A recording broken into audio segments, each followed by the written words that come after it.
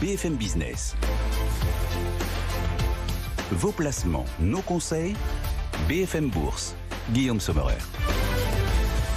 On va parler à présent crypto et blockchain. On vous propose une émission spéciale ici au Palais Brognard à l'occasion du Paris Blockchain Week Summit. Émission spéciale sur BFM Business jusqu'à 17h pour parler, oui, des crypto-actifs, oui, de la blockchain, leur impact sur l'ensemble de vos placements. Vous connaissez notre slogan sur BFM Business. L'avenir est le seul endroit où on est tous certains de passer le restant de jour. Et la blockchain, comme les cryptos en contiennent une fraction, on leur dédie donc du temps. Et notre invité, sans doute, la personnalité la plus puissante de cet univers crypto au monde, dans cette galaxie de la finance décentralisée. Sa plateforme revendique 90 millions de clients, 70% des volumes mondiaux, mesdames, messieurs, 7 fois plus que son principal concurrent. Le PDG de Binance est notre invité sur BFM Business. Changpeng Zhao. Bonjour Changpeng Zhao et bienvenue en France.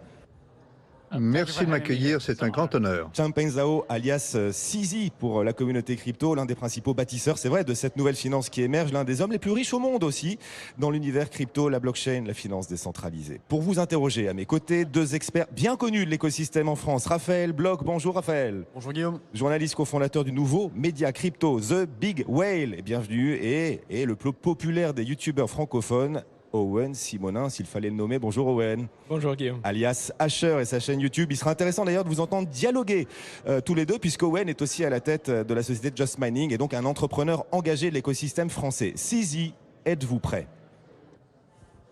Je suis toujours prêt. Vous nous direz de là où vous êtes, comment vous voyez l'avenir de la finance décentralisée, de l'investissement crypto, l'avenir de la régulation et tout simplement l'avenir de Binance comme plateforme leader. D'abord, Binance et la France.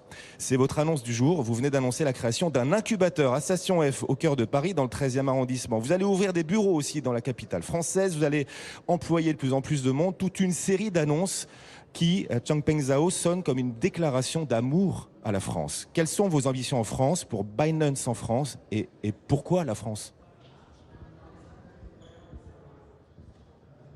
Oui, nous aimons la France. J'adore la France.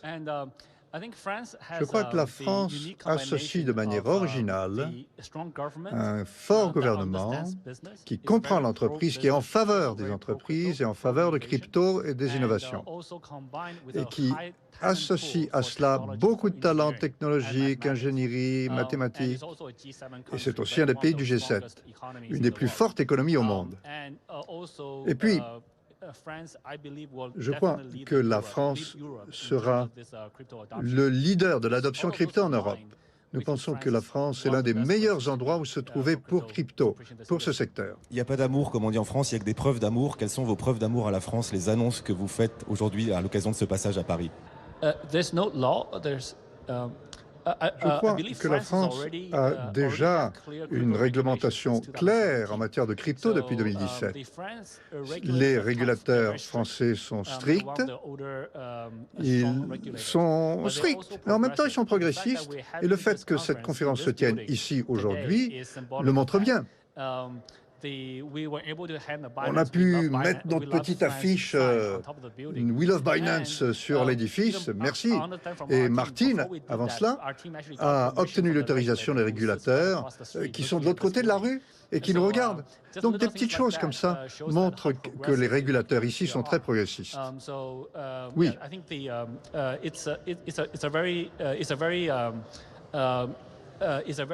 Je crois que c'est un cadre très pro-entreprise. Du coup, ces annonces, la création, c'est ça, dites-moi, la création d'un incubateur dans le 13e arrondissement de Paris, des bureaux à venir aussi au cœur de la capitale française, est-ce que vous pouvez détailler ces annonces et voilà, ces preuves d'engagement que vous voulez apporter aujourd'hui à ceux qui nous suivent sur BFM Business? Oui, nous sommes très engagés. On a déjà un bureau à Paris, à 10 minutes d'ici, je crois. On a 50 personnes qui travaillent pour nous. Ça, c'est notre équipe. Et puis, on a assuré la transparence avec les régulateurs. On a annoncé aujourd'hui qu'on avait un partenariat avec Station F pour les incubateurs, et on aura notre propre espace à l'intérieur de Station F, et on travaillera avec eux pour choisir les projets les plus porteurs. Et nous allons suivre ces entrepreneurs qui font des projets Web 3 et les aider dans leur croissance. Tels sont certains des engagements, des petites contributions que nous avons apportées. Il y en a beaucoup d'autres. Vous parlez d'incubation pour des projets français à Station F. Allez-vous attribuer des ressources pour le développement de ces projets? Et si c'est le cas, quelles sont ces ressources que vous allez attribuer? Oui, nous pouvons aider les projets Web3 en particulier de nombreuses manières. C'est probablement notre équipe qui a le plus d'expérience en matière de conception de jetons. On peut leur dire quelles sont les bonnes conceptions. On a une période de vesting de 10 ans. Ainsi, les utilisateurs, c'est plus facile pour eux. Les investisseurs ne vont pas décamper au bout de 2 ans. Et on peut les aider à faire la première vente de jetons, l'IEO. On a beaucoup d'utilisateurs, donc plus de crédibilité. Et puis, si un projet décolle, on peut les introduire en bourse, leur fournir des liquidités. Donc, pour toutes ces raisons, on peut les aider à partir du jeton, du côté jeton. Et puis aussi, on a des forts entrepreneurs chez nous qui peuvent être des mentors pour aider ces gens-là à résoudre leurs problèmes, les lier à d'autres. On a des liaisons avec la plupart de ces gens-là. On peut les assurer la passerelle avec les régulateurs, résoudre les problèmes, parce qu'on a subi beaucoup d'examens de la part des régulateurs et maintenant on a une forte équipe conformité. Pour toutes ces raisons, on est prêt à les aider. Une période de vesting de 10 ans, ça va changer certaines habitudes. Comment est-ce qu'un entrepreneur français qui a un projet dans le monde de la blockchain et des crypto-monnaies peut vous approcher pour essayer d'avoir sa chance d'être incubé à vos côtés à Station F? Oui. D'abord, on a une équipe ici. Ils peuvent communiquer avec notre équipe facilement. Par ailleurs, pour les entrepreneurs, vous savez, je veux d'abord que notre équipe investissement s'implique. Et pour tout projet où on investit, qu'on incube, chacun peut communiquer pratiquement avec moi. Donc, ils peuvent pratiquement m'envoyer un message. Ça, c'est surtout les projets qu'on choisit. Malheureusement, il y a beaucoup d'entrepreneurs à travers la planète qui veulent m'envoyer des messages. Je ne peux pas répondre à chacun d'entre eux. Mais je suis toujours disponible pour tous nos projets portefeuille, y compris en France. En France, vous savez qu'il y a déjà plusieurs grosses entreprises de l'écosystème crypto. On pense à Ledger ou Sorare. Est-ce que vous avez à nous citer d'autres entreprises pour vous qui sont très prometteuses sur le territoire français? LVMH, en tout cas, est remarquable.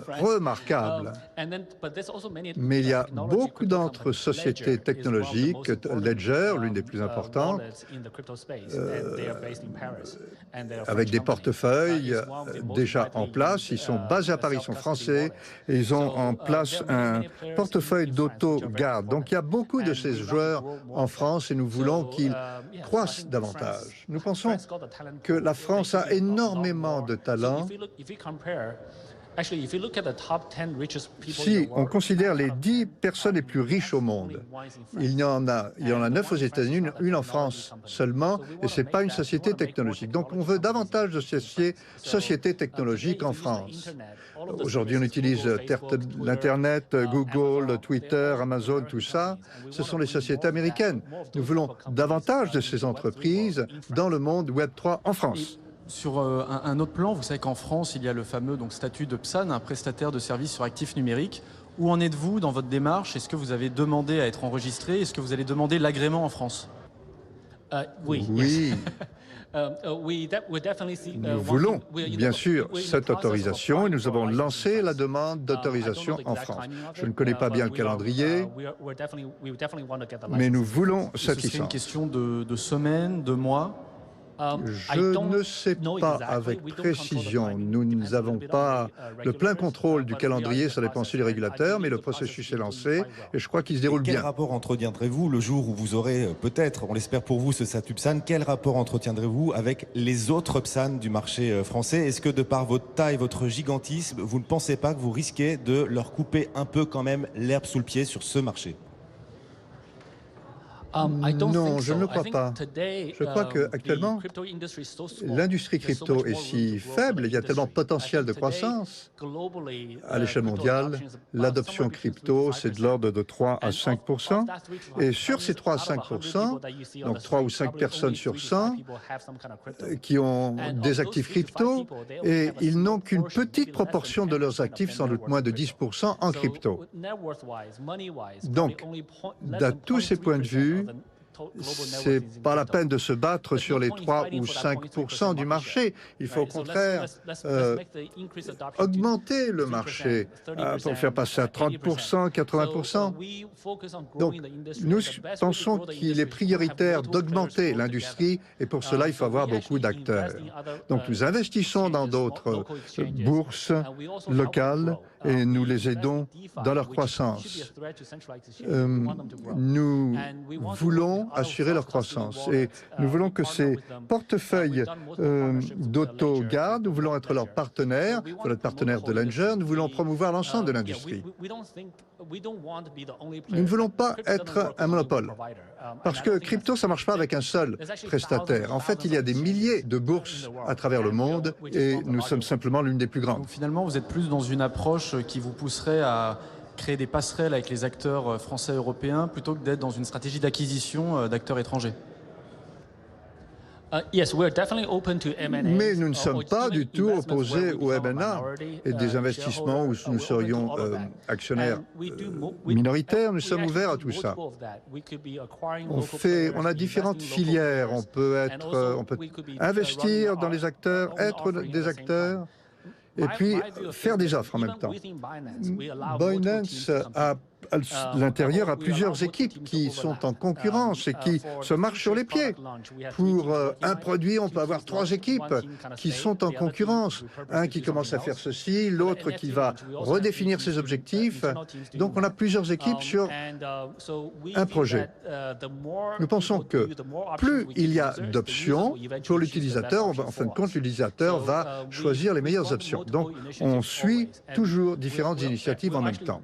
Nous sommes très ouverts à investir dans des bourses françaises, mais très honnêtement parlant, il n'y a pas tellement de bourses locales ouvertes aujourd'hui.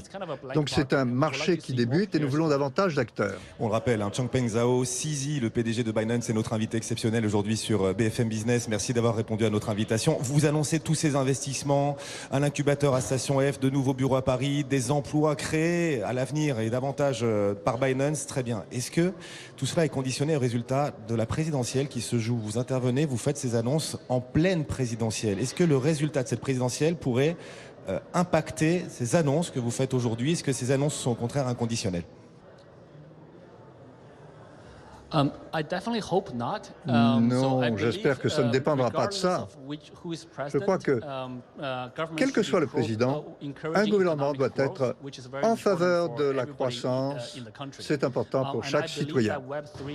Et je crois que Web3, blockchain, crypto, c'est fondamental pour la croissance à venir. C'est une technologie monétaire nouvelle qui permet de créer une meilleure monnaie. C'est important pour l'avenir de la FinTech et pour tout secteur financier, particulier, futur traditionnel, gaming, etc. Je crois qu'il faut encourager la croissance et pour cela, il faut encourager ce secteur. Je ne connais pas la politique locale, il y a tellement de pays, je ne peux pas tout connaître. Mais jusqu'à présent, le gouvernement actuel, avec Macron à la présidence, a fait un travail extraordinaire. Quels que soient les résultats de l'élection, je pense que ça va continuer. Avec ces grosses annonces en France, est-ce que vous n'avez pas peur parallèlement quand même de l'impact de la régulation européenne? On parlait là de la présidentielle, mais il y a aussi l'impact réglementaire à l'échelle européenne. Il y a un proverbe chinois qu'on aime bien qui dit « Quand le vent souffle, certains bâtissent des murs, d'autres des moulins ». La réglementation MiCA et les règles à venir en Europe constituent-ils des murs? Viennent-ils perturber le potentiel du secteur en Europe ou au contraire, y voyez-vous un moulin et une démarche constructive? Oui, nous avons une perspective à long terme, équilibrée. Il arrivera que certains nouveaux règlements seront trop stricts pour notre secteur, d'autres sont trop souples. Donc il y aura un petit peu des montagnes russes, des oscillations qui vont se produire jusqu'à ce qu'on parvienne au bon équilibre. Nous pensons que ça va prendre du temps, des années. Peut-être même des décennies. Mais dans ce secteur, nous avons une stratégie à long terme. Nous avons cette mentalité, nous pensons que certains règlements sont trop négatifs. Ça ne fait rien, on peut s'en accommoder. On peut travailler avec les régulateurs pour retrouver un équilibre. Ça prendra des années pour que ça parvienne à un bon équilibre. Et puis on a l'énergie pour tenir la route. Owen. Vous êtes le plus gros exchange au monde et vous gérez naturellement les plus gros volumes financiers dans le monde de la blockchain et des crypto-monnaies. Que répondez-vous aux gens qui vous parlent de blanchiment d'argent? Vous savez, actuellement, le blanchiment d'argent est très inférieur sur crypto. Chain Analysis, c'est une société qui a une bonne réputation, qui est utilisée par le FBI, la CIA, etc. Le Trésor. Et début janvier, ils ont fait un rapport annuel pour 2021. Et en 2021, 0,15% seulement des transactions étaient peut-être associées à des activités illicites. 0,15%. En même temps, en ce qui concerne un rapport des Nations Unies concernant les monnaies fiduciaires, de 2 à 5%, ils seraient associés. Donc c'est beaucoup plus important. Donc de l'ordre de 5 000 milliards de dollars. Ainsi, à partir de ces chiffres, on s'aperçoit que les autorités devraient encourager les gens à utiliser les cryptos parce qu'il est beaucoup plus difficile de les détourner vers des activités illicites. Donc, c'est beaucoup plus difficile. Malgré ces faibles statistiques, quels sont les outils que vous avez mis en place pour lutter justement et pour essayer finalement d'empêcher ce 0,15% de transactions illicites? Il y a de nombreux dispositifs mûrs que nous mettons en œuvre. Chain Analysis, Elliptic, TRM, on utilise ces dispositifs pour scanner chaque opération. Mais en plus, c'est très important, on a une équipe très solide. On a employé des ex du Trésor, d'Interpol, des régulateurs qui travaillent désormais dans notre équipe. Moi, je ne suis pas assez intelligent pour faire ça, mais eux mettent au point des processus, ce sont les meilleurs et ils permettent de contrer l'utilisation illicite de nos cryptos. Nous recrutons les anciens de ces organes de tutelle et nous faisons ça beaucoup mieux que les banques. C'est plus facile à tracer dans la crypto. Quand vous êtes en France comme ça et également en Europe, est-ce que vous rencontrez des politiques, des responsables politiques de très haut niveau? Vous avez évoqué le chef de l'État français et également sur la réglementation, est-ce que sur MiCA, donc la nouvelle réglementation qui arrive en Europe, est-ce que vous avez eu l'occasion d'en discuter avec des responsables politiques? Oui. Ça a évolué ces dernières années. Il y a 2 ans, si j'allais dans un pays, en général, le chef d'État me parlait. Enfin, ça dépendait du pays. L'année dernière, pratiquement partout, on a pu parler au chef d'État, aux tutelles, aux responsables des tutelles, donc à l'AMF en France. Et j'ai rencontré le président Macron de temps en temps, brièvement. Il soutient tout à fait le secteur. C'était en novembre dernier. Donc, on a ces canaux de communication à très haut niveau. Et puis, ce qui est important, c'est que ces conversations portent sur la question de savoir comment on peut amener la crypto dans ce pays, comment on peut lancer les entrepreneurs, réglementer, comment assurer la croissance de l'industrie. Un point qui m'inquiète beaucoup avec la régulation européenne, c'est qu'elle propose pour l'instant de restreindre les unhosted wallets. Pensez-vous qu'un utilisateur devrait garder le droit d'utiliser sa crypto-monnaie sur son propre portefeuille sans justification d'identité? Je crois que ces réglementations sont trop strictes. Nous parlons aux tutelles pour faire valoir notre point de vue en leur disant qu'il faudrait trouver une autre manière de réglementer ça pour que l'utilisation soit plus conviviale. Parce que ça met en cause l'expérience d'utilisation et ce n'est pas très efficace comme réglementation. Ça veut dire qu'un utilisateur va devoir faire passer les fonds sur son propre portefeuille et puis en un deuxième temps, envoyer ça ailleurs. Donc ça fait 2 aspirations au lieu d'une. C'est pas super difficile, c'est un peu ambigu, mais en même temps, c'est pas efficace. Donc, il faut des outils de suivi plus forts pour pouvoir déterminer quelles sont les activités illicites. Donc, il y a souvent une éducation à faire. Ça arrive, Mais ce qui est important, c'est que les tutelles regardent ça, ils sont actifs. Donc, dans le pire des cas, ils ne nous répondent pas, mais là, on a des canaux de communication avec eux. Il y aura toujours des cas où ça sera trop strict ou trop lâche, mais il faudra s'en accommoder.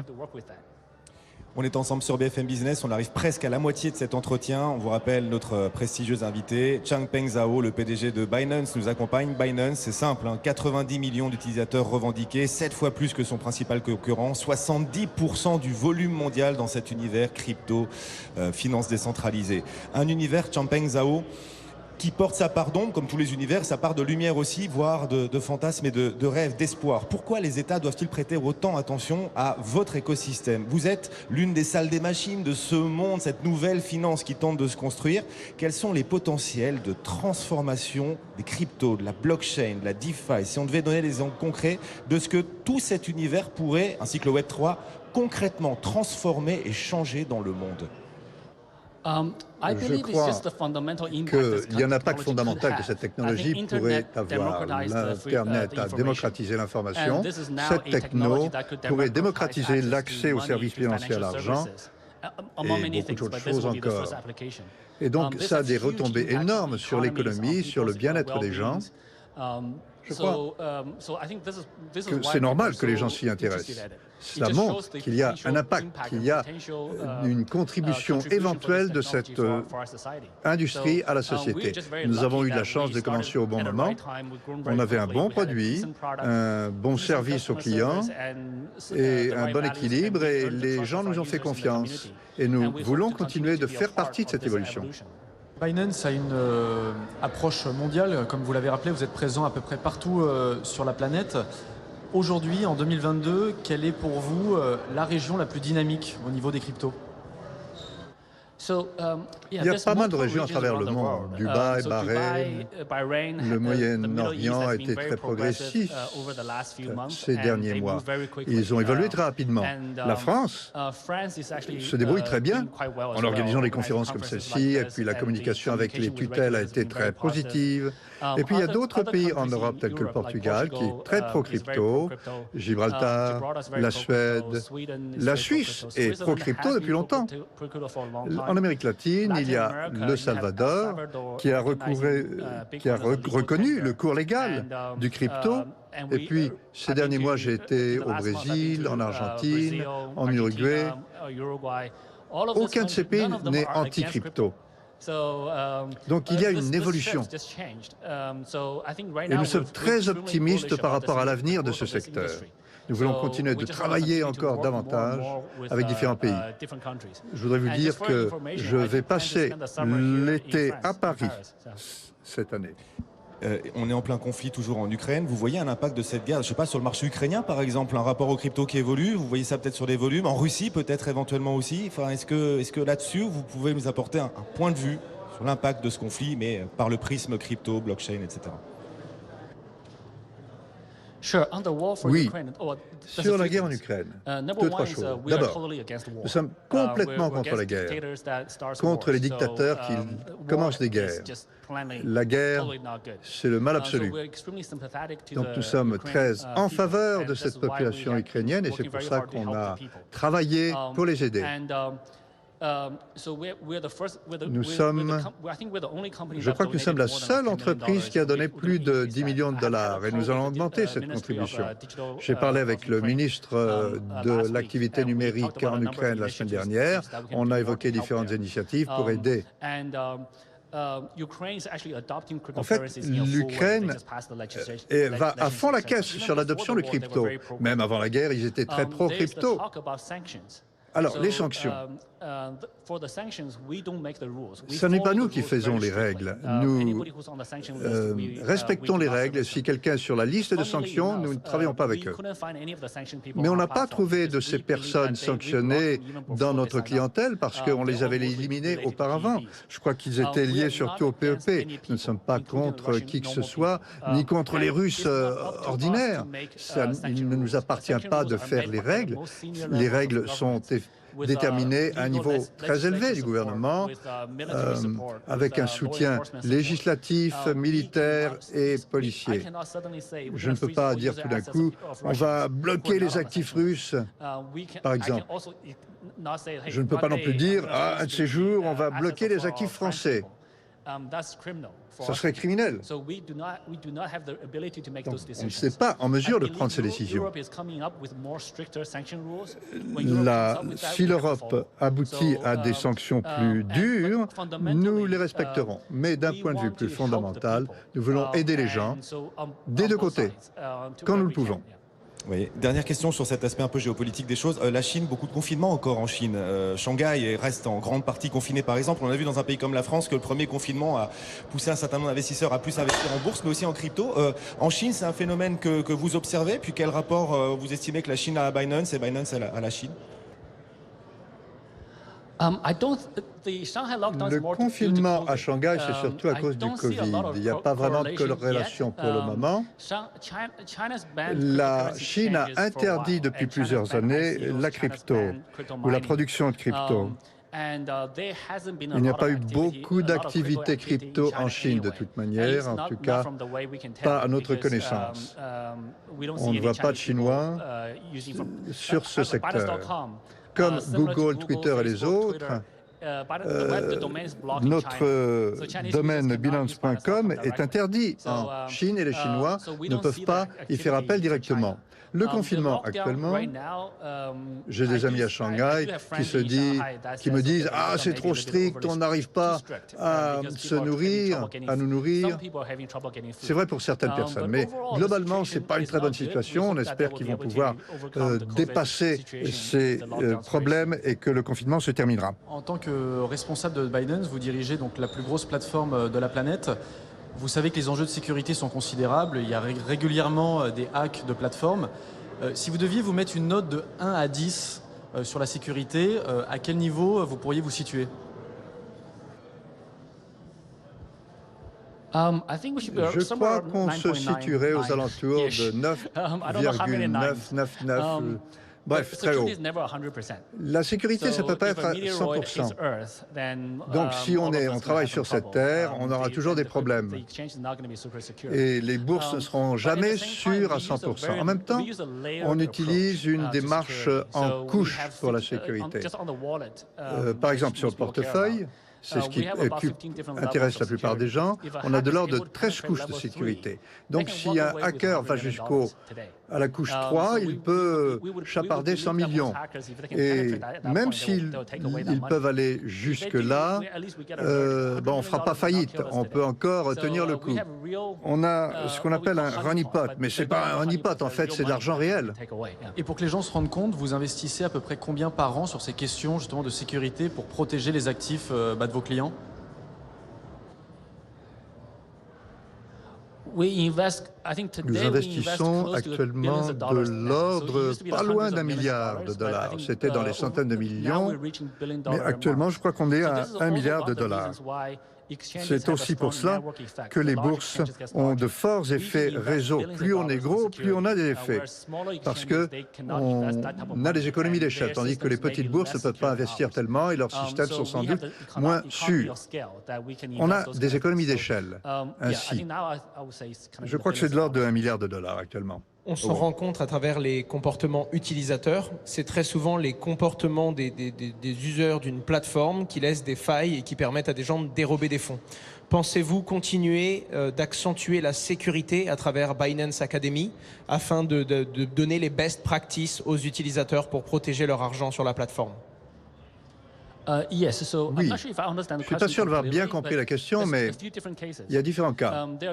Il y a des cas où certains des fonds sont dérobés au système et d'autres qui passent par le système Binance.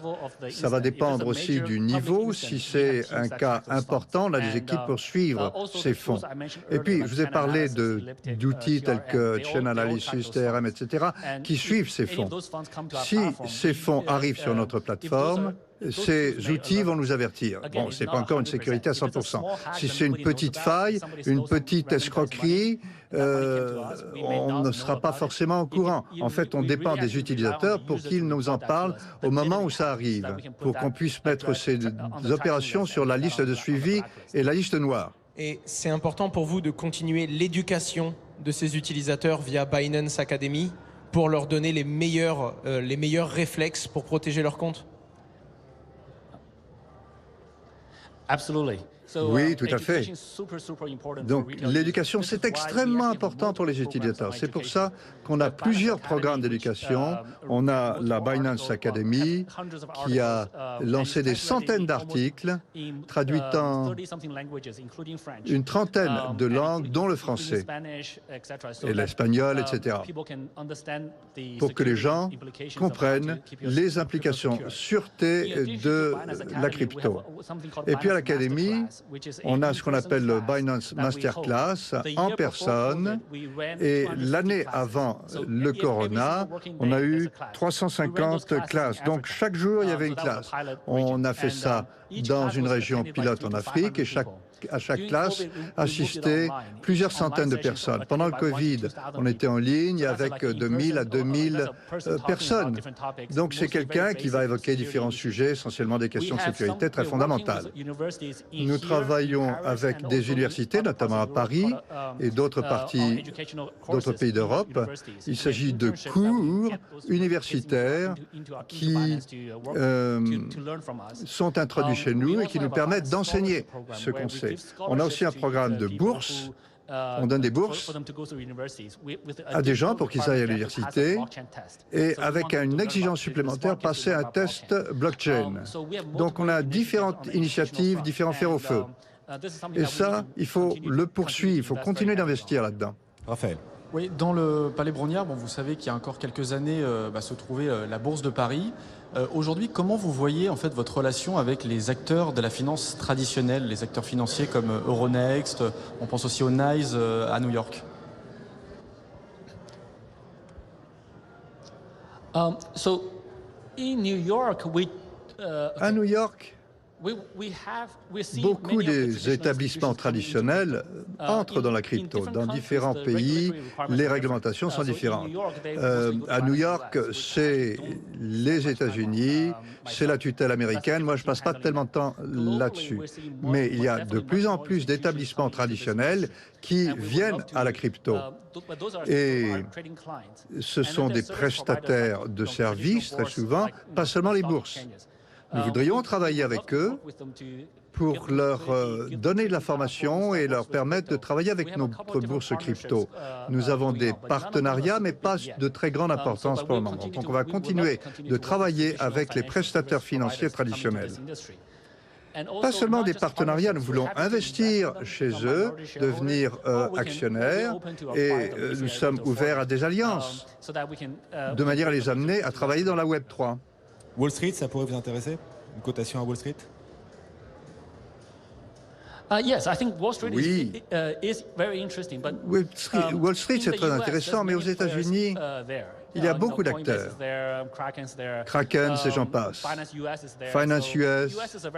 Donc, il y a beaucoup d'acteurs aux États-Unis. C'est un grand pays, mais ce n'est que 20% du PIB mondial. Et le 80% à l'extérieur des États-Unis. Et c'est là que nous voulons intervenir et davantage en France, en Europe, au Moyen-Orient, en Afrique, en Amérique latine, en Asie. Et c'est un marché qui est plus fragmenté. Mais nous sommes une plateforme mondiale, c'est notre ADN. Nous voulons consacrer davantage de temps à assurer la croissance des autres marchés. Il nous reste à peine 2 minutes à passer ensemble. Changpeng Zhao, le PDG de Binance, à nos côtés sur BFM Business, cette émission spéciale jusqu'à 17h consacrée aux cryptos. Ici, au Palais Brongniart, vous en parliez, Raphaël, à l'instant, le Palais Brongniart, le temple historique de la bourse. Aujourd'hui, dédié un événement à cet univers de la crypto, de la blockchain et du Web 3. Owen, vous êtes un entrepreneur engagé de cet écosystème en France. On va vous laisser la dernière question. S'il y avait une dernière question, peut-être plus personnelle aussi, que vous souhaiteriez adresser au PDG monde de Binance, ici à vos côtés, à 1 mètre de vous, à votre droite, quelle serait cette question? Je pense que le monde de la blockchain est compliqué parce que quand on est une entreprise, on est centralisé. mais on doit fournir des services à des gens qui veulent de la blockchain et de la décentralisation. Que répondez-vous à quelqu'un qui vous dit qu'il préfère conserver sa crypto-monnaie sur son propre portefeuille?